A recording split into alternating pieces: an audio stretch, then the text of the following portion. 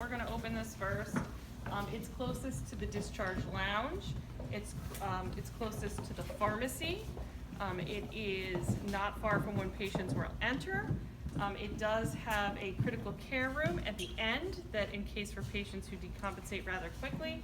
There's also a security pod in this area. So that's the reasoning for opening this particular pod first. We'll walk you around it so you can, we'll point out all of the different important spots to it.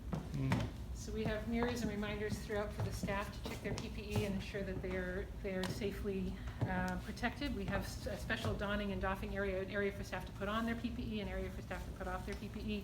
We've divided the field hospital up into hot zones and warm zones, a warm zone being somewhat infected, a hot zone being completely infected. The whole area is under negative pressure to protect the staff who are here.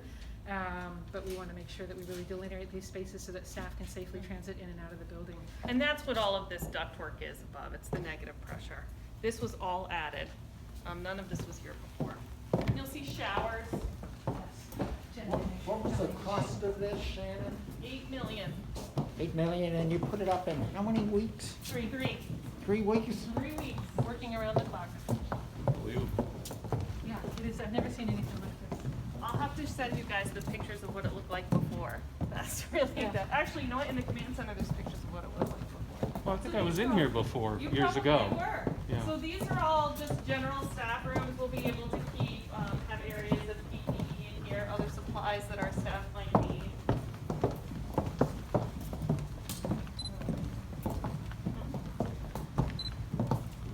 So we have, if you want to come in here. We have 2 resuscitation bays set up here. We're estimating that even with only taking lower and mid acuity patients, that probably about 10% of patients may at some point decompensate and need to be transferred over to a more traditional hospital. We're also anticipating that there may be slips and falls, people might have heart attacks, other things might occur that would necessitate a higher level of care than we can provide out in the bays. So we have 2 separate spaces here and one in one of the other pods where resuscitation can occur with patients should they need to go on a ventilator, and then a protocol to have them emergently transferred out to a traditional hospital from here. So we've been running drills in here from the beginning about how we would transit and deal with patients in different scenarios to treat them should they acutely decompensate. Roll the beds in and the equipment in that you need here. Yep, exactly. Right now it's empty. Yes, and we hope it stays that way. And how many ventilators would you have here? We're estimating probably about 6 at any given time. That's going to depend on what the ventilator need is around the state as well. The state has a finite number of ventilators. So we can temporize, and there are short-term solutions without a ventilator. We can mechanically do that ourselves using much less equipment while we stabilize them and get them into an ambulance to transport to the hospital. Great. Thank you. Absolutely. So all of our, as a wayfaring tool, all of our areas are named for local Rhode Island beaches. And so we have the map up in the other room so that we're able to identify where people are by what beach they're at. We thought that might be nice. We thought it might be nice to think about. Is there a moonstone?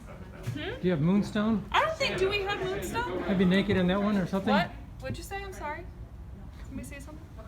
Oh, I thought somebody said my name. I know.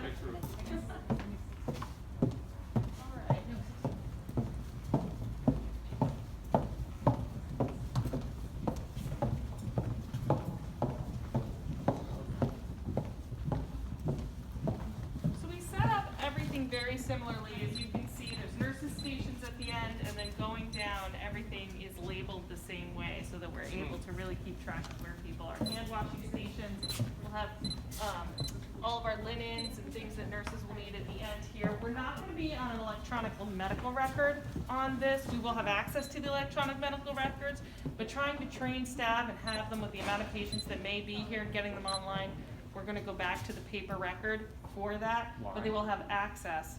Because we didn't know when we started planning who was going to be staffing here. It would be one thing if it was all Care New England staff who knew our medical record, who knew how to get in, who knew how to find things. But given we weren't sure who was going to be staffing, we actually still think it's going to be a hybrid model.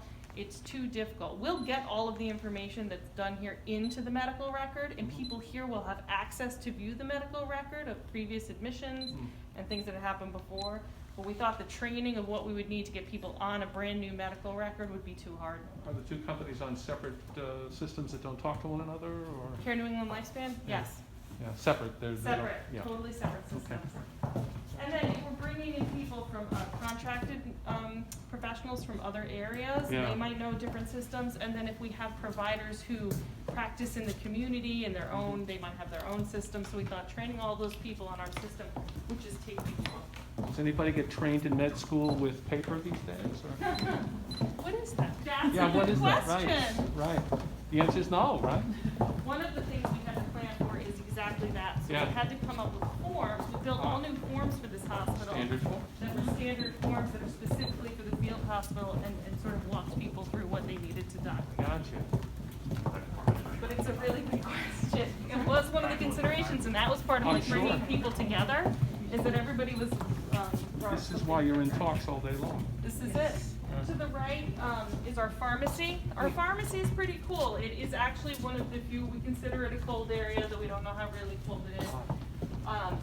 Pharmacy staff and all of the pharmaceuticals will be able to come through another area and go through to that back area, and then they'll be able to pass through.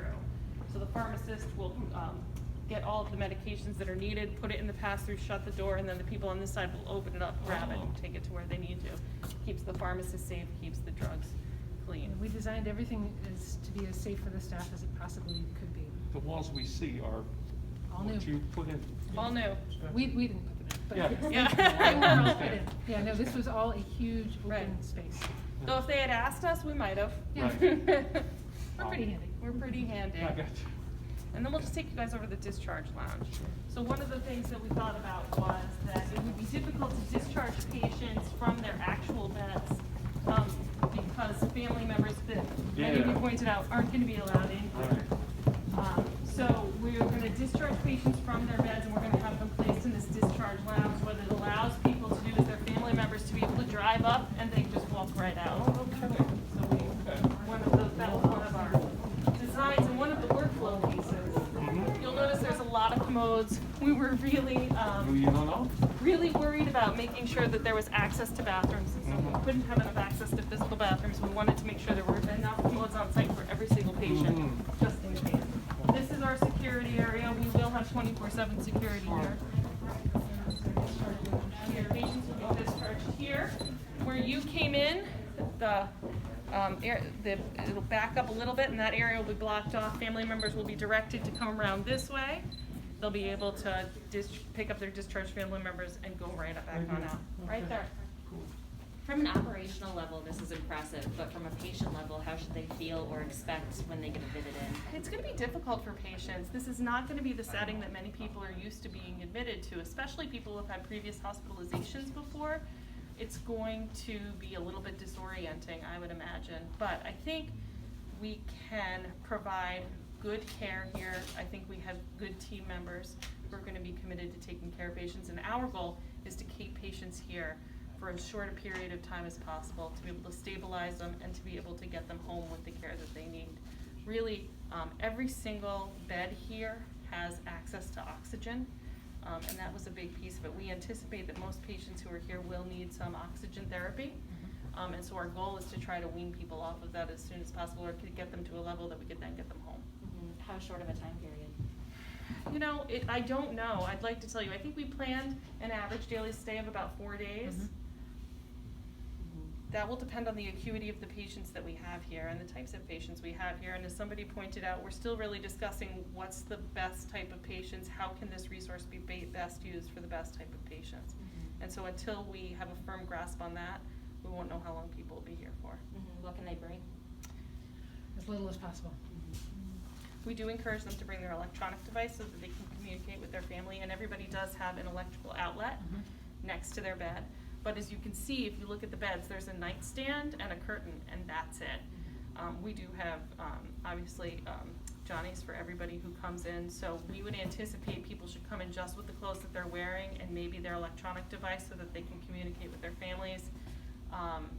Maybe a book that they Yeah. don't mind burning at the end.